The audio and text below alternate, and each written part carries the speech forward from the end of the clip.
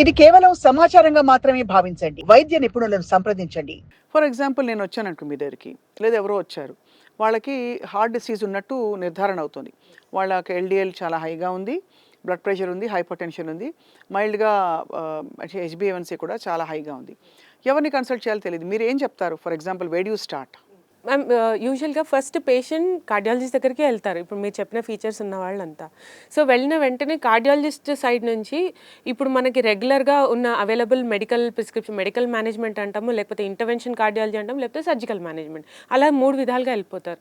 So అట్లా వెళ్ళిన వాళ్ళని కూడా ఈ లైఫ్ స్టైల్ ఇంటర్వెన్షన్స్ ద్వారా we can get them back. ఎలాగా? What kind of lifestyle అండి? వీ డూ ఆల్ ఈ 6 పిల్లర్స్ మీకు ఏవైతే చెప్పాను ఇప్పుడు ప్రతి పిల్లర్కి ఒక ప్రిస్క్రిప్షన్ వెళ్తుంది. ఫర్ ఎగ్జాంపుల్ డైట్ ఉందండి. ఇప్పుడు మీకు చెప్పారు, మీరు చెప్పిన దాంట్లోనే మనకి హైపర్ టెన్షన్ ఉంది, తర్వాత కొలెస్ట్రాల్ ఇష్యూస్ ఉన్నాయి, అథెరోస్క్లెరోసిస్ బాగా ముదిరిపోయింది. సో వీళ్ళకి డైట్ మోడిఫికేషన్ అనేది ఫస్ట్ అక్కడి నుంచే స్టార్ట్ చేస్తాం. సో మీ ఆధ్వర్యంలో న్యూట్రిషనిస్ట్ ఇస్తారు. Yes, it will be there. And what we propagate more is whole food, plant based is the style of prescription. So basically it's almost like a parallel preventive branch which is evolving with which needs a lot of patience also and commitment. ఎందుకంటే ఒక పిల్ వేసుకుని ఒక statin వేసేసుకుంటే దెబ్బతో పోతుంది, ఇంకేముందిలే అనుకుంటారు. But మీరేమంటారంటే సమూలంగా దాన్ని మళ్ళీ రాకుండా చేసుకోవాలంటే ఈ మోడిఫికేషన్స్ అవసరం అని. Then with this what I can challenge is disease reversal and also disease remission. So diabetes especially and heart disease also. What about cancer అండి? క్యాన్సర్ లాంటి లేకపోతే ఇంకా తీవ్రమైన వ్యాధులు ఉన్న కండిషన్స్లో లైఫ్ స్టైల్ మెడిసిన్ ఉపయోగపడుతుందా?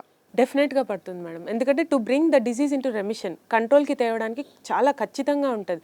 అండ్ ఇంకా ప్రెడిక్టబుల్, ఇంకా వస్తుంది ఫ్యూచర్లో అనుకున్న వాళ్ళకి కూడా మనం ఈ మోడిఫికేషన్స్ ద్వారా we can bring it under control. అదే ప్రెడిక్టివ్ మెడిసిన్ చాలా ఇప్పుడు పికప్ అవుతుంది.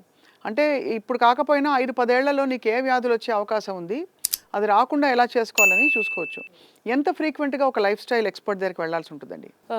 మేడం ఇప్పుడున్న జనరేషన్లో అరౌండ్ 30 years ఫ్రీక్వెంట్గా డయాబెటీస్ రావడం చాలా ఎక్కువగా చూస్తున్నాం. సో వీళ్ళకి ఏంటంటే in my style when I'm practicing ఒక 3 months వాళ్ళని స్ట్రిక్ట్ రెజిమెంట్లో పెడతాం. ఆ 3 monthsలో ఏంటంటే వాళ్ళకి లైఫ్ స్టైల్ మోడిఫికేషన్ గురించి ప్రతి పిల్లర్లో వాళ్ళని బాగా ట్యూన్ చేసేసి వాళ్ళకి అసలు రియల్ లైఫ్ స్టైల్లో మీకు ఫ్యూచర్కి బెనిఫిషియల్ అన్నీ చెప్తాం. సో అట్లా వాళ్ళకి ఒక 3 months ఒక విగరస్గా we try to take them in. But some patients will need 6 months, some will need 1 year also. Depends on their compliance.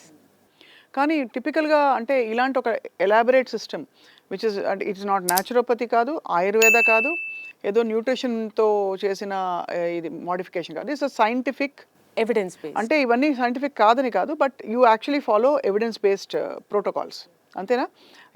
చాలామంది ఆర్ దే విల్లింగ్ అండి? అసలు ఇప్పుడు పేషెంట్స్ ఎలా ఉన్నారంటే దే డోంట్ వాంట్ పిల్స్.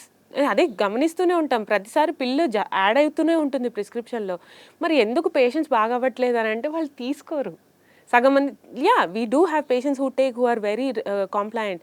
కానీ పేషెంట్స్కి మెడిసిన్ కన్నా ఎక్కువ కావాల్సింది వేరే ఉన్నాయి.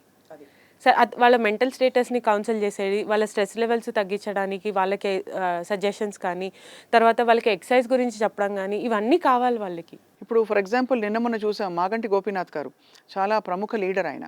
ఒక్కసారిగా ఆయనకి స్ట్రెస్ ఇండ్యూస్డ్గా వచ్చిందనే చర్చ జరుగుతుంది. అంటే stress can actually do a lot of things. So we have to have a way out.